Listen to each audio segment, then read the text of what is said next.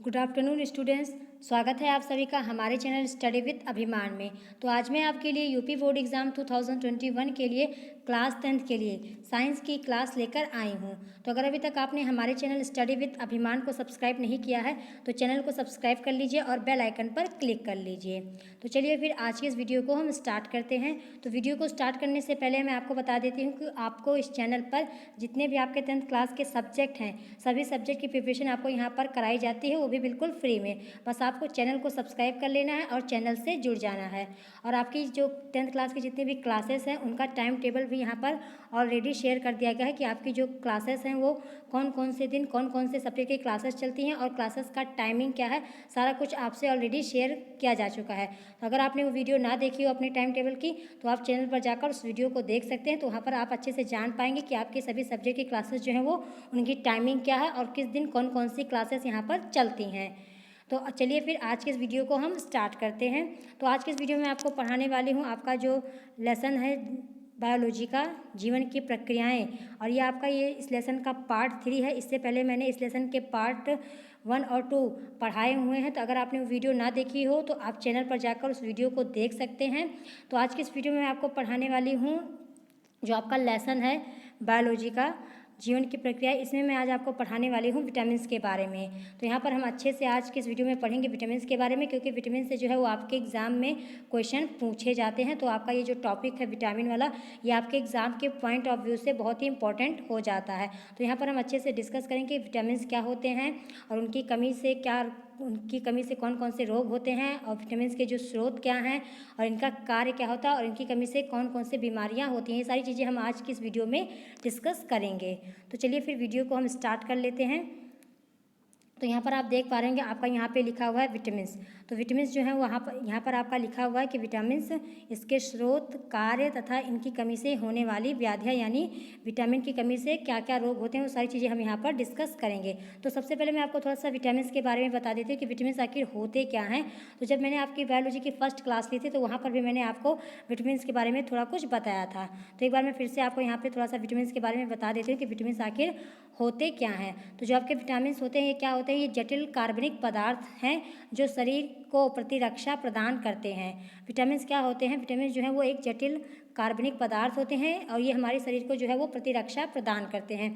तो ये आपका यहाँ पे थोड़ा सा विटामिन्स के बारे में हो जाता है। तो जो अगर आपके शरीर में विटामिन्स की कमी हो जाती है तो इनकी कमी से जो है वो अपूर्णता रोग यानी डिफिशियंसी डिजीज़ जो है वो होती हैं। और जो विटामिन्स होते हैं इन्हें हम वृद्धि कारक भी कहते हैं। क्या कहते हैं विटामिन्स को, जो आपके विटामिन्स होते हैं इन्हें हम वृद्धि कारक भी यानी ग्रोथ फैक्टर भी इनको कहा जाता है, जो आपके यहाँ पे विटामिन्स होते हैं। तो यहाँ पर जो विटामिन्स होते हैं आपका क्या होते हैं, ये जटिल कार्बनिक पदार्थ होते हैं या शरीर को प्रतिरक्षा प्रदान करते हैं और ये विभिन्न जैविक क्रियाओं पर नियंत्रण भी रखते हैं जो आपके विटामिन्स होते हैं। तो यहाँ पर आपके दो तरह के विटामिन्स जो है वो पाए जाते हैं। कौन कौन से आपके विटामिन्स यहाँ पर पाए जाते हैं, तो एक आपका पाया जाता है जल में घुलनशील विटामिन और दूसरा आपका पाया जाता है वसा में घुलनशील विटामिन। तो यहाँ पर मैं आपको थोड़ा सा बता देती हूँ कि आपके जो जल में घुलनशील विटामिन कौन कौन से होते हैं। तो जो जल में आपके घुलनशील विटामिन होते हैं, यानी जो आपका जल होता है वाटर, तो वाटर में आपके कौन से विटामिन होते हैं घुलनशील, इसमें आपका होता है विटामिन बी और विटामिन सी। ये आपके जो हैं वो दोनों विटामिन जो हैं बी और सी, ये आपके जल में घुलनशील विटामिन ये होते हैं। इसके अलावा आपका जो वसा होता है यानी फैट, तो वसा में कौन से विटामिन आपके घुलनशील होते हैं, तो वसा में आपके हो जाते हैं आपका जो वसा होता है यानी जो फैट होता है उसमें आपका कौन कौन सा विटामिन घुलनशील होता है, इसमें आपका आ जाता है vitamin A, vitamin D, vitamin E और विटामिन के। ये आपका जो है ये वसा में घुलनशील आपके ये विटामिन होते हैं जो आपके ए, डी, ई और के जो होते हैं। तो इसको आप इस तरह से भी याद कर सकते हैं। जो आप अगर आपको याद करना है कि वसा में आपके कौन कौन से विटामिन घुलनशील होते हैं तो उसको आप इस तरह से भी याद करते हैं। जैसे आप लिख सकते हैं के, ई, डी और ए, ये इस तरह से आप इसको याद कर सकते हैं। जैसे आप यहाँ पे लिखा हुआ है कीड़ा, तो कीड़ा से भी आप यहाँ पर ये ट्रिक है आपको आपके यहाँ पर वसा में घुलनशील विटामिन को याद करने की। क्या आपका यहाँ पे लिखा हुआ है, आपका यहाँ पे लिखा हुआ है के, ई, डी, ए, ये आपका कीड़ा हो जाएगा। क्या हो जाएगा आपका यहाँ पे हो जाएगा के, ई, डी, ए। तो इस तरह से आप यहाँ पर क्या लिख पा रहे हैं, ये आपका यहाँ पर आपका क्या प्रोनाउंसिएशन आ रहा है, आपका यहाँ पे प्रोनाउंसिएशन आ रहा है कीड़ा यानी कीड़ा। तो यहाँ इस तरीके से भी आप याद कर सकते हैं जो वसा में घुलनशील विटामिन है। वसा में आपके कौन कौन से विटामिन घुलनशील है, आपका ए विटामिन है, डी है, ई है और के। तो आप इस तरह से ट्रिक से भी याद कर सकते हैं। आप इसको लिख लेंगे कीड़ा, क्या लिख लेंगे KEDA, यानी क्या हो जाएगा आप ये कीड़ा। तो आपका ये जो है छोटी सी ट्रिक से आप भी जो है इस विटामिन जो आपके वसा में घुलनशील विटामिन है उसको आप याद कर सकते हैं।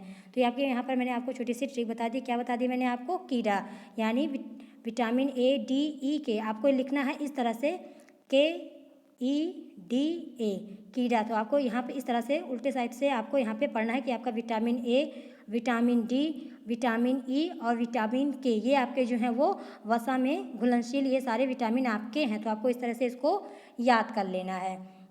तो चलिए अब हम देख लेते हैं आपके जो विटामिन हैं उनके क्या क्या सोर्सेस हैं, क्या क्या इनके फंक्शन हैं और इनसे इनकी कमी से जो है कौन कौन से रोग हो जाते हैं। तो सबसे पहले आपका यहाँ पे क्या लिखा हुआ है, सबसे पहले मैं आपको एक और चीज़ बता देती हूँ। यहाँ पर आपका यहाँ पे लिखा हुआ है कि वसा में घुलनशील विटामिन और जल में घुलनशील विटामिन। तो यहाँ पर घुलनशील का मतलब क्या होता है? ऐसा नहीं है कि आपने विटामिन लिया और इसको गिलास में डाला घोल लिया, ऐसे नहीं। आपका यहाँ पे जो वसा में घुलनशील विटामिन मतलब क्या हो जाता है, इसको मैं आपको थोड़ा सा समझा देती हूँ। तो अगर विटामिन को हमारे शरीर में एक जगह से दूसरे जगह जाना हो तो ये किसके जरिए जाते हैं? वो किसके जरिए जाते हैं आपके? वो फैट के जरिए जाते हैं या आपके जल के जरिए जाते हैं। तो इसीलिए इनको कहा जाता है वसा में घुलनशील विटामिन या जल में घुलनशील विटामिन, इसीलिए इनको कहा जाता है। क्योंकि जो विटामिन होते हैं वो हमारे शरीर में जाते हैं, तो उनको अगर हमारे शरीर के अंदर में अगर एक जगह से दूसरी जगह कहीं जाना हो तो किसके ज़रिए जाते हैं? जो विटामिन होते हैं वो या तो वसा के जरिए जाते हैं या तो जल के जरिए जाते हैं, इसीलिए इनको यहाँ पर कहा जाता है जल में घुलनशील विटामिन और वसा में घुलनशील विटामिन। तो इसको भी आपको यहाँ पर ध्यान रखना है। अब चलिए हम देख लेते हैं यहाँ पे कौन कौन से विटामिन यहाँ पर दिए गए हैं। तो सबसे पहले आपका यहाँ पे दिया गया है विटामिन ए। तो विटामिन ए आपका यहाँ पे लिखा हुआ है और यहाँ पर आपका लिखा हुआ है रेटिनॉल। तो विटामिन ए का जो रासायनिक नाम क्या होता है? तो विटामिन ए का जो रासायनिक नाम होता है वो होता है रेटिनॉल। और यहाँ पर आपका लिखा हुआ है स्रोत, कार्य और कमी से उत्पन्न व्याधियाँ, यानी इनकी कमी से होने वाले रोग।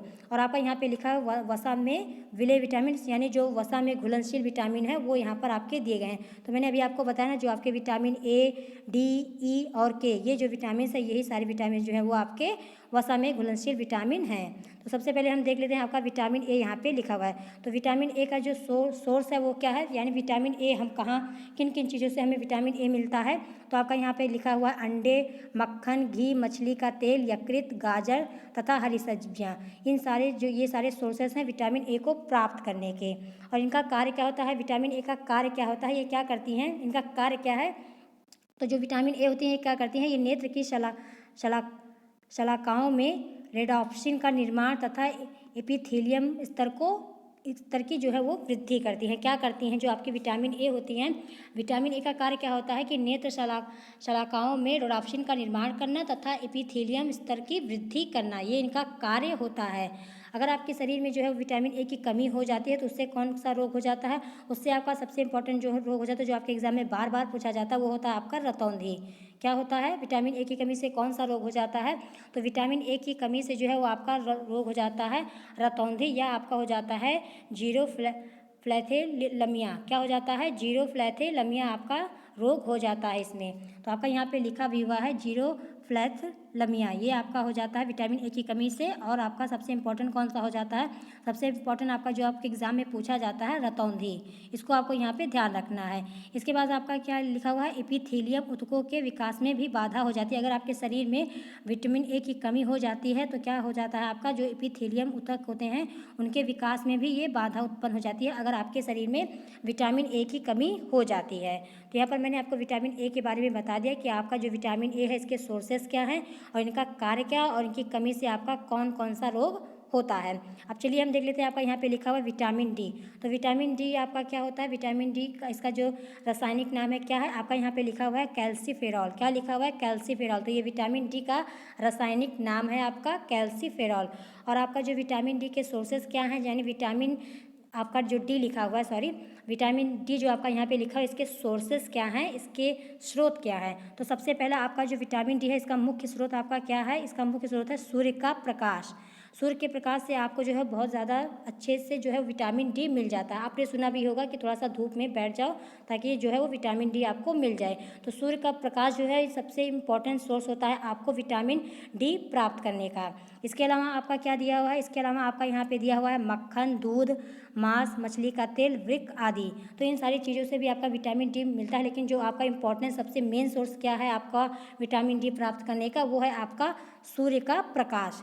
तो इसको आपको यहाँ पे ध्यान रखना है। अब जान लेते हैं विटामिन डी के कार्य क्या हैं। तो विटामिन डी के कार्य आपका यहाँ पे लिखा हुआ है कि हड्डियों व दांतों की स्वस्थ वृद्धि तथा कैल्शियम और फास्फोरस का क्षुद्रांग में अवशोषण। तो यहाँ पर जो भी आपकी हड्डियाँ होती हैं, हड्डियाँ बहुत ज़्यादा कमज़ोर हो जाती हैं या उनका सही से विकास नहीं हो पाता, वो किसके कारण से होता है, आपका विटामिन डी की कमी के कारण। तो विटामिन डी का कार्य क्या होता है, ये हमारी हड्डियों को मजबूत करती हैं, दांतों को स्वस्थ करती हैं, और जो हमारे दांतों में कैल्शियम फास्फोरस होता है, इन सभी का जो है वो विटामिन डी के कारण ही इनका अवशोषण किया जाता है। तो ये इनका यहाँ पे आपका विटामिन डी का कार्य हो गया। अब विटामिन डी की कमी से आपका कौन सा रोग होता है, तो विटामिन डी की कमी से आपका हो जाता है रिकेट्स, यानी क्या, सूखा रोग हो जाता है, या ऑस्टियोमलेशिया आपका रोग जो है वो विटामिन डी की कमी से आपका यहाँ पे हो जाता है। आपका यहाँ पे लिखा हुआ है ना ऑस्टियोमलेशिया, तो आपका जो है विटामिन डी की कमी से आपका जो है ये रिकेट्स, सूखा रोग या आपका ऑस्टियोमलेशिया रोग ये हो जाता है। तो जो आपका यहाँ पे लिखा हुआ है ऑस्टियोमलेशिया, ये आपका क्या होता है, कौन सा रोग होता है, इसमें आपका जो हड्डियाँ होती हैं उनका शेप जो है वो ठीक से नहीं बन पाता, यानी हड्डियाँ जो हैं आपकी बॉडी की वो थोड़ी सी टेढ़ी मेढ़ी सी हो जाती है। इनका जो हड्डियाँ होती हैं उनका शेप ढंग से नहीं बन जाता है। इस जो आपका यहाँ पे लिखा हुआ है ऑस्टियोमलेशिया, तो इसमें आपका यही रोग हो जाता है कि जो हड्डियों का शेप है वो ठीक से नहीं बन पाता है, और जो विटामिन डी की अगर आपके शरीर में कमी हो जाती है तो आपके शरीर में जो है वो कैल्शियम जो है उसको जो है वो एब्जॉर्ब नहीं होने देता है। आपका अगर आपके शरीर में विटामिन डी की कमी हो जाती है तो आपके शरीर में जो है कैल्शियम का भी जो है वो एब्जॉर्प्शन नहीं होगा। ये आपको यहाँ पे ध्यान रखना है। और विटामिन डी को जो है वो आपका सनशाइन विटामिन भी कहा जाता है, जैसे कि मैंने आपको अभी बताया ना कि सूर्य का प्रकाश जो है वो सबसे बड़ा स्रोत है विटामिन डी का, तो विटामिन डी को जो है वो सनशाइन विटामिन भी कहा जाता है। तो इस बात को भी आपको यहाँ पे ध्यान रखना है। अब चलिए नेक्स्ट देख लेते हैं। नेक्स्ट आपका यहाँ पे क्या लिखा हुआ है, नेक्स्ट आपका यहाँ पे लिखा हुआ है विटामिन ई। तो विटामिन ई आपका क्या है, तो विटामिन ई का आपका जो रासायनिक नाम है वो क्या है, टोकोफेरॉल। क्या है, टोकोफेरॉल जो है इसका आपका यहाँ पे लिखा हुआ है ना, टोकोफेरॉल। तो ये आपका जितने भी विटामिन हैं दिए हैं उनके नीचे आपके जो नाम लिखे, ये आपके विटामिन के जो है वो रासायनिक नाम लिखे गए हैं। तो इसको भी आपको यहाँ पे ध्यान रखना है। तो आपका जो विटामिन ई है इसका रासायनिक नाम क्या है, इसका रासायनिक नाम है टोकोफेरॉल। अब यहाँ पर देख लेते हैं इसका आपका जो स्रोत है, यानी जो सोर्सेस हैं विटामिन ई के वो क्या क्या हैं। तो यहाँ पर आपका लिखा हुआ अंडे, गेहूँ, हरी पत्तियाँ और मांस। तो ये जो है आपके स्रोत हैं विटामिन ई को प्राप्त करने के। अब इनका कार्य क्या होता है, इनका कार्य होता है जनिक एपिथेलियम की वृद्धि और प्रजनन में आवश्यक। तो ये सारे काम आपके कौन करता है, ये आपके करते हैं विटामिन ई, जो कि आपका जनिक एपिथेलियम में वृद्धि करता है और प्रजनन में ये आवश्यक होता है आपका विटामिन ई। अगर आपका विटामिन ई की आपके शरीर में कमी हो जाती है तो इससे आपका कौन सा रोग हो जाता है, इससे आपका यहाँ पे हो जाता है जनन क्षमता में कमी एवं अंगघात। क्या हो जाता है, जनन क्षमता में कमी हो जाती है और आपका यहाँ पे अंगघात हो जाता है अगर आपके शरीर में विटामिन ई की कमी हो जाती है तो। और यहाँ पर आपका जो विटामिन ई लिखा हुआ है इसे जो आपका विटामिन ई है इसको ब्यूटी विटामिन भी कहा जाता है। तो इसको भी आपको यहाँ पे ध्यान रखना है। जो आपका यहाँ पे लिखा हुआ है विटामिन ई, तो इसे जो है आपको विटामिन ई को ही जो है वो कहा जाता है आपका ब्यूटी विटामिन। तो इसको भी आपको यहाँ पे ध्यान रखना है। तो जो आपका यहाँ पे लिखा हुआ है जनिक, तो जनिक का यहाँ पे जो आपका यहाँ लिखा हुआ है जनिक, तो इसका मतलब क्या होता है आपका कि यह जनिक जो एपिथेलियम की वृद्धि और पेशियों की क्रियाशीलता को बढ़ाता है। तो जो आपकी यहाँ पे पेशियाँ होती हैं, जो आपकी शरीर के अंदर जो पेशियाँ होती हैं, तो विटामिन ई क्या करता है, पेशियों की क्रियाशीलता को बढ़ाता है, यही इसका मुख्य कार्य होता है जो आपका विटामिन ई लिखा हुआ है। अब चलिए नेक्स्ट देख लेते हैं। नेक्स्ट आपका यहाँ पे क्या लिखा हुआ है, नेक्स्ट आपका यहाँ पे लिखा हुआ है विटामिन के। तो विटामिन के आपका यहाँ पे लिखा हुआ है। तो विटामिन के का जो है वो आपका रासायनिक नाम क्या होता है, यहाँ पर आपका लिखा हुआ है नेप्थोइक्विनोन। क्या लिखा हुआ है, नेप्थोइक्विनोन। तो जो आपका यहाँ पे लिखा हुआ है नेप्थोइक्विनोन, कहीं कहीं पर आपका ये भी लिखा हुआ है फाइलोइक्विनोन। तो दोनों नाम आपको यहाँ पे ध्यान रखने हैं, इसके जो आपके विटामिन के रासायनिक नाम है। यहाँ पर आपका लिखा हुआ है नेप्थोइक्विनोन, लेकिन कहीं कहीं पर आपका ये भी लिखा होता है फाइलोइक्विनोन। तो इसको भी आपको यहाँ पे ध्यान रखना है। तो ये आपका हो गया विटामिन के। अब विटामिन के सोर्सेज क्या है, यानी विटामिन जो आपका के है वो हमें किन किन चीज़ों से प्राप्त होता है, तो ये आपका हमें मिलता है सोयाबीन में, यकृत में, अंडे, टमाटर और हरी सब्जियों में। ये आपका विटामिन के सोर्सेज हो जाते हैं। अब विटामिन के का कार्य क्या होता है, तो विटामिन के का कार्य होता है रुधिर के थक्का जमने में आवश्यक और आपका यकृत में प्रोथोबियम का निर्माण। ये आपका यहाँ पे लिखा हुआ है। तो आपका जो विटामिन के का सबसे इम्पोर्टेंट कार्य क्या हो जाता है, जो इम्पोर्टेंट वर्क है वो क्या हो जाता है, वो आपका हो जाता है रुधिर यानी ब्लड का क्लॉट बनाना, यानी जो आपके रुधिर में जो खून का थक्का बनता है उसको जमने में आपका विटामिन के जो है वो बहुत ही ज़्यादा इंपॉर्टेंट रोल अदा करता है, जो आपका विटामिन के है।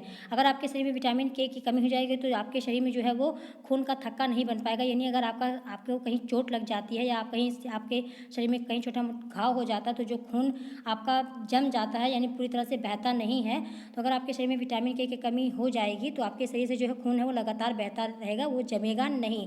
तो खून का थक्का बनाने में जो है आपका विटामिन के सबसे इम्पोर्टेंट रोल अदा करता है। इस बात को आपको यहाँ पे ध्यान रखना है, यानी रुधिर के थक्का जमने में जो है वो आपका विटामिन के जो है वो बहुत ही इंपॉर्टेंट रोल अदा करता है। और अगर आपका यहाँ पे लिखा हुआ है इसकी कमी से कौन सा रोग होता है, तो जो आपका विटामिन के होता है इसकी कमी से जो है आपका जो है हीमोरेज यानी रुधिर स्त्राव का रोग हो जाता है, यानी खून का जो स्त्राव है वो मतलब खून का लगातार बहना हो जाता है अगर आपके शरीर में विटामिन के की कमी हो जाती है तो इस बात को आपको यहाँ पे ध्यान रखना है। अब चलिए नेक्स्ट देख लेते हैं। नेक्स्ट आपका यहाँ पे क्या लिखा हुआ है, नेक्स्ट आपका यहाँ पे लिखा हुआ है जल में विलय विटामिन, यानी जो आपके विटामिन जल में घुलनशील है उसके बारे में आपका यहाँ पे लिखा हुआ है। तो इसमें जो आपका बी है, आपका विटामिन बी और सी, ये जो है आपके जल में घुलनशील विटामिन होते हैं। तो आपका जो विटामिन बी होता है इसके कई सारे आपके नाम विटामिन होते हैं, जैसे कि विटामिन 1 आपका यहाँ पे लिखा हुआ है, विटामिन 2, विटामिन 3, विटामिन 4, इस तरह से इसको कई कैटेगरी में आपका डिवाइड किया गया है जो आपका विटामिन बी है। तो चलिए हम देख लेते हैं आपका इसमें कौन कौन सा है। तो इसमें आपका पहले लिखा हुआ है विटामिन बी1। तो विटामिन बी1 जो है ये आपका यहाँ पे लिखा हुआ है। तो विटामिन बी1 का रासायनिक नाम आपका क्या होता है, तो विटामिन बी1 का जो आपका रासायनिक नाम है वो है थायमीन। क्या है, थायमीन जो है आपका इसका विटामिन बी1 का रासायनिक नाम है। अब चलिए हम देख लेते हैं विटामिन बी1 के सोर्सेज क्या हैं, कहाँ कहाँ से हमें जो है वो विटामिन बी1 मिलते हैं। तो आपका यहाँ पे लिखा हुआ ईस्ट, मांस, दूध, यकृत, अनाज के छिलके, फलियाँ और हरी सब्जियाँ, इन सारी चीज़ों से जो है वो आप विटामिन बी1 को प्राप्त कर सकते हैं। फिर आपका यहाँ पे लिखा हुआ है इसका कार्य। तो इसका कार्य क्या है, ये कार्बोहाइड्रेट्स उपापचय में सह एंजाइम्स के रूप में कार्य करता है। जो आपका यहाँ पे लिखा हुआ है कार्बोहाइड्रेट्स के उपापचय में सह एंजाइम्स के रूप में आपका ये जो है एंजाइम के रूप में आपका ये कार्य करता है, यानी क्या करता है, ये कार्बोहाइड्रेट्स के उपापचय पर नियंत्रण रखता है। जो आपका विटामिन बी1 है ये आपको यहाँ पे बताया जा रहा है विटामिन बी1 के कार्य। अब चलिए देख लेते हैं विटामिन बी1 की कमी से आपका कौन सा रोग हो जाता है। तो विटामिन बी1 की कमी से आपका रोग हो जाता है बेरी। तो ये सारी चीज़ें आपको बहुत ही अच्छे से याद रखनी, क्योंकि आपके एग्जाम में जो है विटामिन से क्वेश्चन पूछे जाते हैं और कई सारे आपके क्वेश्चन पूछे जाते हैं विटामिन से। तो इसको आपको यहाँ पे अच्छे से पढ़ना है। जितने पॉइंट मैं आपको यहाँ पे बता रही हूँ सारे पॉइंट को आपको अच्छे से यहाँ पे पढ़ लेना है। तो आपका विटामिन बी1 की कमी से आपका कौन सा रोग हो जाता है, तो विटामिन बी1 की कमी से आपका रोग हो जाता है बेरी। इस बात को आपको यहाँ पे ध्यान रखना है। अब चलिए नेक्स्ट देख लेते हैं। नेक्स्ट आपका क्या लिखा हुआ है, नेक्स्ट आपका यहाँ पे लिखा हुआ है विटामिन बी2। तो विटामिन बी2 का रासायनिक नाम क्या है, राइबोफ्लेविन। क्या लिखा हुआ है, राइबोफ्लेविन जो है वो आपका विटामिन बी2 का रासायनिक नाम है। अब चलिए हम देख लेते हैं आपके विटामिन बी2 के सोर्सेज क्या हैं, कहाँ कहाँ से हमें जो है वो विटामिन बी2 मिलते हैं। तो यहाँ पर आपका लिखा हुआ है हरी पत्तियाँ, ईस्ट, पनीर, गेहूँ, यकृत, मांस। तो इन सारी चीज़ों से जो है आपको विटामिन बी2 आपका यहाँ पे मिलता है। अब इसका कार्य क्या होता है, जो आपका यहाँ पे लिखा हुआ है विटामिन बी2, तो इसका कार्य क्या होता है, ये क्या करता है, अमीनो अम्ल के उपापचय में और एफएडी एंजाइम का भाग है। ये क्या है, जो आपका जो क्या कार्य करता है, ये जो अमीनो अम्ल के उपापचय में ये आपका सहायक होता है। विटामिन बी2 जो अमीनो अम्ल होता है उसके उपापचय में ये आपका सहायक होता है, और जो आपके एफएडी जो सह एंजाइम्स के रूप में शरीर की वृद्धि पर नियंत्रण रखता है आपका विटामिन बी2। ये आपका यहाँ पे लिखा हुआ है। अब चलिए हम देख लेते हैं आपका विटामिन बी2 की कमी से आपके कौन कौन से रोग हो जाते हैं। तो आपके विटामिन बी2 के जो कमी से आपके रोग हैं कौन से हैं, वो किलोसिस यानी होठों का फटना, जो आपके होठ फट जाते हैं कहीं जब कभी, तो वो आपका किसकी कमी से होता है, आपका वो विटामिन बी2 की कमी से आपका होता है होठों का फटना यानी किलोसिस। फिर इसके बाद आपका लिखा हुआ है ग्लोसाइटिस। क्या लिखा हुआ है, ग्लोसाइटिस यानी जीभ में सूजन आ जाना। तो तो आपका ये भी रोग जो है वो विटामिन B2 की कमी से आपका यहाँ पे होता है। फिर इसके बाद लिखा हुआ है डर्मेटाइटिस। तो डर्मेटाइटिस यानी मतलब त्वचा का फटना। तो त्वचा का फटना भी आपका जो है विटामिन B2 की कमी से होता है, तो इसको भी आपको यहाँ पे ध्यान रखना है। अब चलिए नेक्स्ट देख लेते हैं। नेक्स्ट आपका यहाँ पे क्या लिखा हुआ है? नेक्स्ट आपका यहाँ पे लिखा हुआ है विटामिन B3। तो विटामिन B3 का आपका सबसे पहले रासायनिक नाम क्या लिखा हुआ है? यहाँ पर आपका यहाँ पे लिखा हुआ है निकोटिक अम्ल। क्या लिखा हुआ है? निकोटिक अम्ल या निकोटिक एसिड। ये आपका विटामिन B3 का रासायनिक नाम लिखा हुआ है। अब चलिए इसके सोर्सेज देख लेते हैं कि विटामिन B3 जो है हमें कहाँ कहाँ से मिलते हैं। तो सबसे पहले आपका यहाँ पे लिखा हुआ है टमाटर, मूंगफली, ईस्ट, दूध, मांस, यकृत, अंडा और विक्र। इन सारी चीज़ों से जो है आपको यहाँ पे विटामिन B3 आपका यहाँ पाया जाता है, इन सारे सोर्सेस से। अब इनका कार्य क्या होता है? तो जो आपके विटामिन B3 है, इनका कार्य आपका क्या होता है? उपापचय क्रियाओं में सह एंजाइम्स A का संश्लेषण करना। क्या लिखा हुआ है? उपापचय क्रियाओं में सह एंजाइम्स A का संश्लेषण करना, या उनके ये सह एंजाइम्स A के मुख्य भाग होते हैं आपका जो विटामिन B3 होते हैं। अब इनकी कमी से आपका कौन सा रोग हो जाता है? तो जो आपका विटामिन B3 है, इसकी कमी से आपका जो कौन सा रोग होता है? इसकी कमी से भी आपका जो है वो डर्मेटाइटिस यानी त्वचा का फटना, यही रोग जो है वो आपका विटामिन B3 की कमी से आपका ये रोग होता है, डर्मेटाइटिस यानी त्वचा का फटना। अब चलिए नेक्स्ट देख लेते हैं। नेक्स्ट आपका यहाँ पे क्या लिखा हुआ है? नेक्स्ट आपका यहाँ पे लिखा हुआ है विटामिन B5। तो विटामिन B5 आपका यहाँ पे लिखा हुआ है, तो इसका रासायनिक नाम क्या होता है? इसका रासायनिक नाम आपका होता है पेंटोथेनिक अम्ल। यानी क्या लिखा हुआ है? पेंटोथेनिक अम्ल, यानी आपका यहाँ पे लिखा हुआ है पेंटोथेनिक एसिड। ये आपका विटामिन B5 का रासायनिक नाम होता है। अब इसका हम सोर्स देख लेते हैं, यानी जो आपका विटामिन B5 वो हमें कहाँ कहाँ से प्राप्त होता है? तो ये आपका मिलता है मांस, यकृत, ईस्ट, अनाज, दाल तथा मछलियाँ। इन सारी चीज़ों से जो है आपको विटामिन B5 मिलता है। अब इनका कार्य क्या होता है विटामिन B5 का? तो विटामिन B5 का आपका कार्य क्या होता है? ये कार्बोहाइड्रेट्स तथा एमिनो अम्ल के ऑक्सीकरण में सहायक होती हैं और श्वसन में प्रयोग होने वाले सह एंजाइम्स का ये अंश होती हैं। क्या होती हैं?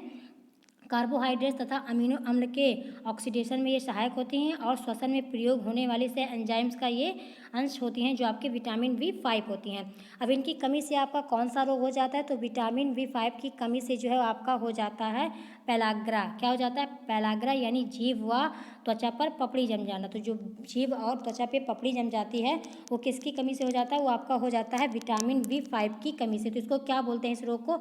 इस रोग को बोलते हैं पेलाग्रा। तो इसको भी आपको यहाँ पे ध्यान रखना है। इसके अलावा जो आपका विटामिन B5 है, आपका इसकी कमी से जो आंत का भी रोग हो जाता है और अनिद्रा भी हो जाती है, और पेचिस भी आपको विटामिन B5 की कमी जो है कमी से होता है, पेचिस भी। तो इसको भी आपको यहाँ पे ध्यान रखना है। चलिए नेक्स्ट देख लेते हैं। नेक्स्ट आपका यहाँ पे क्या लिखा हुआ है? नेक्स्ट आपका यहाँ पे लिखा हुआ है विटामिन B6। क्या लिखा हुआ है आपका यहाँ पे? लिखा हुआ है विटामिन B6। तो इसका आपका रासायनिक नाम क्या होता है? इसका आपका रासायनिक नाम होता है पायरिडॉक्सिन। क्या लिखा हुआ है? पायरिडॉक्सिन। तो ये आपका यहाँ पे विटामिन B6 का रासायनिक नाम लिखा हुआ है। अब इसके हम सोर्सेज जान लेते हैं। तो सोर्सेज आपके क्या होंगे विटामिन B6 के? ये आपको मिल जाएगा शुष्क फल, दूध, सब्जी, अनाज, मांस और ईस्ट से। ये जो है आपके विटामिन B6 के सोर्सेस हैं। अब चलिए इनका कार्य देख लेते हैं, इनका वर्क क्या है। तो विटामिन B6 का आपका कार्य है अमीनो अम्ल तथा प्रोटीन का उपापचय। क्या? अमीनो अम्ल तथा प्रोटीन का उपापचय करना जो है इसका मुख्य कार्य होता है जो आपका विटामिन B6 है। अब विटामिन B6 की कमी से आपका कौन सा रोग हो जाता है? तो विटामिन B6 की कमी से आपका रोग हो जाता है इनीमिया। क्या हो जाता है?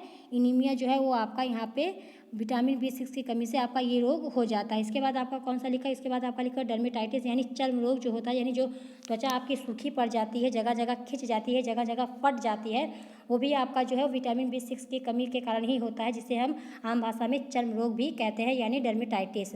और वजन में कमी भी आपकी हो जाती है अगर आपके शरीर में विटामिन B6 की कमी हो जाती है तो इसको भी आपको यहाँ पर ध्यान रखना है। अब चलिए नेक्स्ट देख लेते हैं। नेक्स्ट आपका यहाँ पे क्या लिखा हुआ है?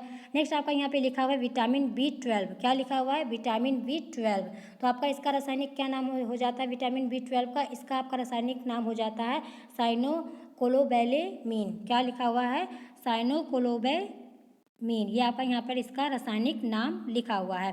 अब इसके सोर्सेज क्या हैं? तो इसके सोर्सेज हैं आपके कच्चा यकृत, मांस, मछली, दूध, अंडा, ये सारे जो हैं आपके विटामिन B12 के सोर्स हैं। अब इनका कार्य क्या होता है? जो आपके विटामिन B12 होते हैं, इनका मुख्य जो कार्य है वो क्या होता है? ये क्या करती हैं?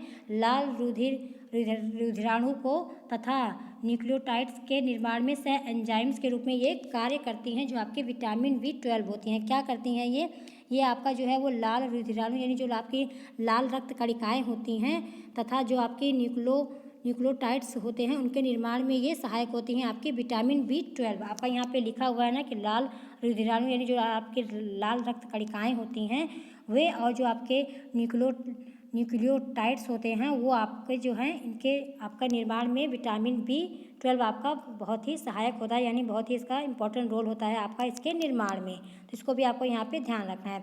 इसके बाद आपका इसकी कमी से आपका कौन सा रोग हो जाता है? तो इसकी कमी से आपका रोग हो जाता है परनियस या आपका इनीमिया। तो जो आपका इनीमिया है B6 की कमी से भी होता है आपका इनीमिया रोग। और यहाँ पर आपका जो लिखा है परनियस यानी इनीमिया, ये आपका जो प्रवासी रक्त अल्पता होती है ये आपका विटामिन B12 की कमी से हो जाता है। इनीमिया यानी प्रवासी रक्त अल्पता, ये आपका विटामिन B12 की कमी से ये रोग आपका यहाँ पे हो जाता है, यानी परनियस इनीमिया हो जाता है आपका। और मुंह व जीभ में छाले भी पड़ जाते हैं आपके विटामिन B12 की कमी से। तो जो आपका यहाँ पे लिखा हुआ है परनियस इनीमिया आपका यहाँ पे हो जाता है विटामिन B12 की कमी से। अब चलिए नेक्स्ट देख लेते हैं। नेक्स्ट आपका यहाँ पे क्या लिखा हुआ है? नेक्स्ट आपका यहाँ पे लिखा हुआ है विटामिन सी। तो विटामिन सी आपका यहाँ पे लिखा हुआ है, तो विटामिन सी आपका यहाँ पे इसका रासायनिक नाम क्या हो जाएगा? इसका आपका रासायनिक नाम हो जाएगा एस्कॉर्बिक अम्ल यानी एस्कॉर्बिक एसिड। तो जो आपका विटामिन B है इसकी कमी से आपका जो विटामिन B है इसके सोर्सेस सबसे पहले हम देख लेते हैं आपके इसके सोर्सेस क्या है। तो जो आपका विटामिन सी है इसके सोर्सेस हैं आपका सबसे इम्पोर्टेंट जो आपका सोर्सेस जो विटामिन सी है वो सबसे ज़्यादा कहाँ पाया जाता है? जो विटामिन सी है तो सबसे ज़्यादा आपका पाया जाता है खट्टे फलों में। किसमें पाया जाता है? आपका जो विटामिन सी होता है आपका ये ज़्यादातर जो है वो खट्टे फलों में पाया जाता है, या खट्टी चीज़ों में आपका जो है विटामिन सी जो है वो प्रचुर मात्रा में आपका पाया जाता है, जो आपका यहाँ पे लिखा हुआ है विटामिन सी। तो जैसा कि आप यहाँ पर देख पा रहे हैं नींबू, आंवला, मौसमी, संतरा, हरी सब्जियाँ, रसीले फल। तो जो आपका नींबू, आंवला और जो मौसमी वगैरह तो ये खट्टे फल होते हैं, तो इनमें जो है आपका विटामिन सी जो है प्रचुर मात्रा में पाया जाता है। और आपका विटामिन सी जो है वो एक ऐसा विटामिन है जिसको अगर आप गर्म कर देंगे तो ये आपका विटामिन जो है वो नष्ट हो जाएगा। तो आपने कब देखा होगा कि जब हम नींबू वगैरह लेते हैं खाने के लिए तो हम इसको गर्म चीज़ों में नहीं डालते, मतलब अलग से हम जैसे हमें दाल में नींबू लेना हुआ तो हम दाल में जो है नींबू ऊपर से डालते हैं, ना कि गर्म जब दाल बनती है तब डालते हैं। अगर हम गर्म चीज़ों में नींबू डाल देंगे, गर्म चीज़ें हैं अगर इसमें हम डाल देंगे नींबू वगैरह, तो जो इसमें विटामिन सी है वो सारा इसमें से नष्ट हो जाएगा। तो इसीलिए आपका जो विटामिन सी है ये जो है वो खट्टे फलों में ज़्यादा पाया जाता है। प्रचुर मात्रा में जो है आपका खट्टे फलों में विटामिन सी जो है वो पाया जाता है। तो चलिए देख लेते हैं इसका कार्य क्या होता है। तो जो विटामिन सी होता है आपका, इसका कार्य क्या होता है? ये आपका क्रेब्स चक्र में सहायक होता है, कोलेजन तंतुओं के रूप में अंतःकोशिक मैट्रिक्स बनाता है और अस्थियों का मैट्रिक्स निर्माण करता है। ये आपका यहाँ पर विटामिन जो आपका सी है इसके आपके कार्य हो गए। तो यहाँ का क्या होता है? ये क्रेब्स चक्र में सहायक होता है, कोलेजन तंतुओं में आपका ये सहायक होता है, और अंतरकोशिकीय जो मैट्रिक्स होते हैं उनको उनकी अस्थियों को भी बनाने में आपका यहाँ पे सहायक होता है, जो आपका विटामिन सी है। फिर इसके बाद दांतों के डेंटिन बनाने में भी आपका जो है वो विटामिन सी जो है वो महत्वपूर्ण योगदान देता है। अब इसके बाद चलिए देख लेते हैं विटामिन सी की कमी से आपके कौन कौन से रोग हो जाते हैं। तो विटामिन सी की कमी से आपका जो रोग है वो हो जाता है स्कर्वी रोग, यानी मसूड़ों में रुधिर स्राव यानी मसूड़ों से खून का निकलना, ये आपका हो जाता है स्कर्वी रोग, जो आपका विटामिन सी की कमी से आपका यहाँ पे होता है। तो जो स्कर्वी रोग होता है ये क्या होता है? ये मसूड़ों से जो है वो रक्तस्राव होने लगता है, यानी मसूड़ों से खून आने लगता है। ये आपका विटामिन सी की कमी से आपका ये रोग हो जाता है। इसके अलावा आपके भार में भी कमी आ जाती है, जो आपके शरीर का भार होता है उसमें भी कमी आने लगती है अगर आपके शरीर में विटामिन सी की कमी हो जाती है। तो यहाँ पर मैंने आपको जितने भी आपके इंपॉर्टेंट्स विटामिन थे जो आपके एग्जाम के पॉइंट ऑफ व्यू से इंपॉर्टेंट है वो सारे मैंने आपको यहाँ पर बता दिए हैं।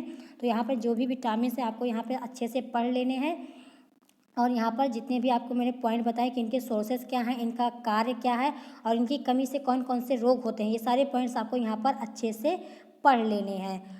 क्योंकि आपके एग्ज़ाम में इससे क्वेश्चन जो है आपके एग्ज़ाम में पूछे जाते हैं, चाहे आपसे लॉन्ग क्वेश्चन पूछ लिया जाए या आपका शॉर्ट पूछ लिया जाए या वेरी शॉर्ट क्वेश्चन आपका यहाँ पे पूछ लिया जाए। तो सारी चीज़ें आपको यहाँ पर अच्छे से पढ़ लेनी है, जो मैंने आपको यहाँ पे बताया B6, B12, विटामिन सी, फिर आपका यहाँ पे लिखा हुआ है फोलिक अम्ल। तो फोलिक अम्ल भी आपका जो है विटामिन B12 को ही कहा जाता है। तो ये भी आपका जो है वो हरी पत्तियाँ, यकृत, सोयाबीन, अंडा, गुर्दा इनसे प्राप्त होता है। तो इसकी कमी से भी आपका जो है एनीमिया यानी अरक्ता का जो रोग होता है वो हो जाता है, यानी खून की कमी हो जाती है। तो जितने भी विटामिन मैंने आपको यहाँ पर बताए हैं सारे आपके इंपॉर्टेंट है, तो सारे आपको यहाँ पर अच्छे से पढ़ लेने हैं। और सबसे इंपॉर्टेंट चीज़ आपका यहाँ पे हो जाता है इनके कार्य क्या हैं और इनके सोर्सेज क्या हैं और इनकी कमी से कौन कौन से रोग आपके हो जाते हैं, ये सारी चीज़ें आपको यहाँ पर अच्छे से पढ़ लेनी है। तो आज की इस वीडियो में मैंने आपका जो विटामिन वाला टॉपिक है वो अच्छे से यहाँ पे पढ़ा दिया है। अब नेक्स्ट यानी जो आपकी बायो की क्लास होगी, नेक्स्ट क्लास आपकी कब होगी, तो जो आपका संडे है, संडे को जो है आपकी बायो की क्लास होगी, एक्स्ट्रा क्लास होगी बायो की। तो वहाँ पर हम इस लेसन के जितने भी इम्पॉर्टेंट क्वेश्चन हैं जो आपके एग्ज़ाम के पॉइंट ऑफ व्यू से इम्पॉर्टेंट होंगे वो क्वेश्चन मैं आपको यहाँ पे कराने वाली हूँ आपकी संडे को। तो संडे को भी आप लोग तैयार रहिएगा, संडे को भी आपकी जो है वो बायो की क्लास चलेगी।